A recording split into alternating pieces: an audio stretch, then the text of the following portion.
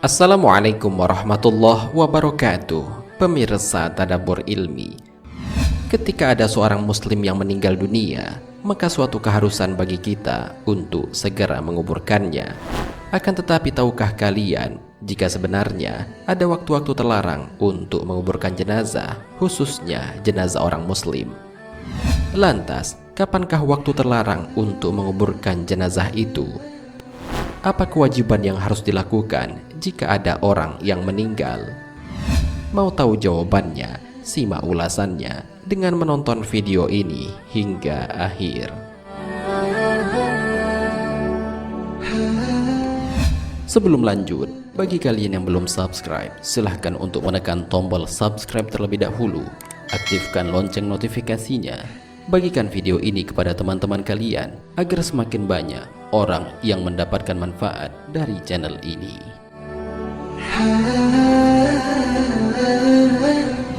Waktu-waktu terlarang untuk mengubur jenazah. Kematian adalah sesuatu yang rahasia. Hanya Allah Subhanahu wa Ta'ala saja yang mengetahui kapan ajal seseorang akan mendatanginya. Bagi orang-orang Islam, menguburkan jenazah merupakan fardu kifayah untuk dilakukan. Oleh karena itu, jika ada seseorang yang meninggal, maka baiknya segera untuk dikuburkan. Akan tetapi, tidak semua waktu baik untuk dilakukan penguburan jenazah. Ada waktu tertentu yang dilarang untuk menguburkan jenazah.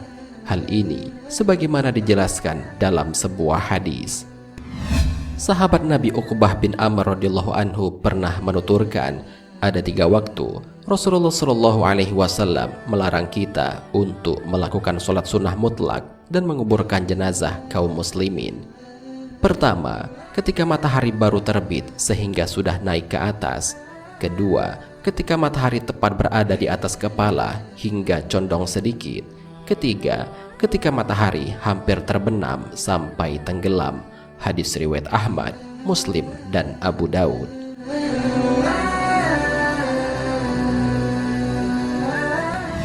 Jika dilihat dari hadis tersebut, maka waktu yang dilarang untuk penguburan jenazah adalah waktu fajar, waktu zuhur, waktu asar, dan waktu maghrib. Imam An-Nawawi dalam syarah Sahih Muslim menjelaskan, larangan dalam hadis ini berlaku jika dilakukan secara sengaja, sebagaimana makruhnya mengakhirkan pelaksanaan sholat asar hingga cahaya matahari menguning tanpa halangan. Namun jika pemakaman di waktu terlarang ini dilakukan tanpa sengaja, maka tidak apa-apa. Namun begitu, ada ulama yang mengatakan bahwa hadis ini berlaku sebagaimana makna tekstualnya, artinya hukumnya terlarang kecuali jika dalam kondisi darurat tanpa memandang kesengajaan. Sehingga ketika ada jenazah yang karena sebab tertentu baru bisa dimakamkan di waktu terlarang tersebut, maka yang harus dilakukan adalah menunggu berlalunya waktu-waktu terlarang itu. Oleh karena itu, ketika kita menjumpai waktu terlarang itu bertepatan dengan pemakaman jenazah, hendaknya kita menundanya sampai waktu larangan itu berlalu.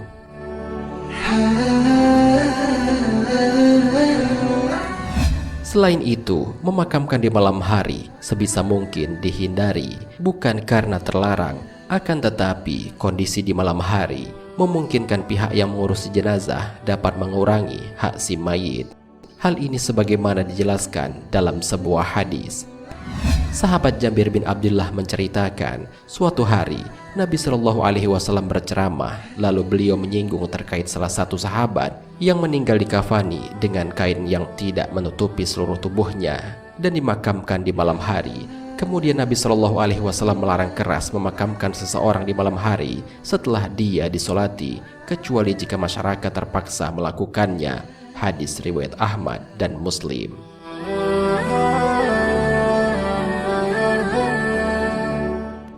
Larangan memakamkan di malam hari sebagaimana dijelaskan dalam hadis tersebut menurut ulama merupakan larangan yang tidak tegas.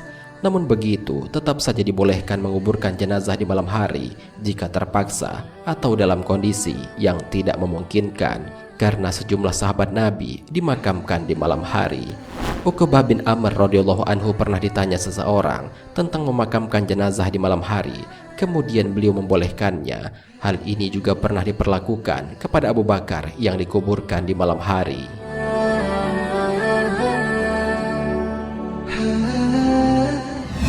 kewajiban yang dilakukan jika ada yang meninggal.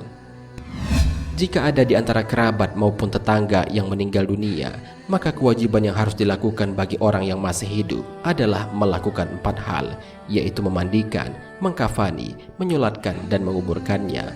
Melakukan keempat kewajiban ini hukumnya adalah fardu kifayah, artinya adalah kewajiban yang bersifat kolektif. Kewajiban ini dianggap sudah terpenuhi bila di dalam suatu wilayah ada beberapa orang yang melakukannya, namun jika tidak ada yang menjalankannya, maka semua orang di wilayah itu ikut menanggung dosa.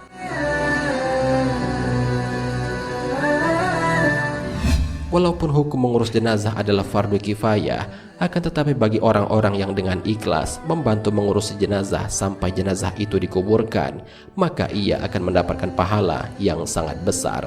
Hal ini sebagaimana dijelaskan dalam sebuah hadis.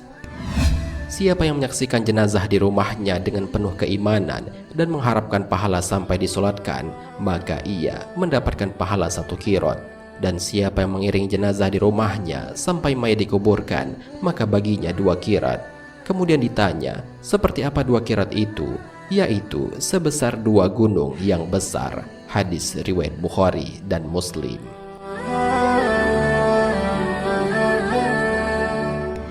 Pemirsa Tadabbur Ilmi, demikianlah pembahasan mengenai waktu-waktu yang dilarang untuk menguburkan jenazah. Waktu yang dilarang itu bertepatan dengan waktu fajar, waktu zuhur, waktu asar, dan waktu maghrib. Memang menguburkan jenazah harus segera dilakukan, akan tetapi jika bertepatan dengan waktu-waktu yang dilarang ini, maka ada baiknya menunggu sampai waktu itu berlalu. Anjuran untuk menyegerakan penguburan jenazah ini telah dijelaskan dalam sebuah hadis. Segeralah mengurus jenazah. Dalam riwayat lain, segerakanlah penguburan jenazah, karena jika jenazah itu adalah orang soleh, berarti kalian telah mempercepat kebaikan untuknya. Dan jika jenazah tersebut selain orang soleh, berarti kalian telah meletakkan kejelekan di pundak kalian. Hadis riwayat Bukhari dan Muslim. Wallahu a'lam bishawab. Jika terdapat kesalahan dalam penyampaian ini, admin mohon maaf, dan itu merupakan kesalahan dari admin sendiri.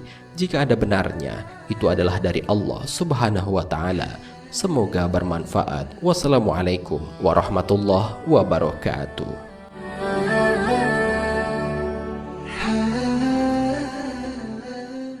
شكرا يا ربي شكرا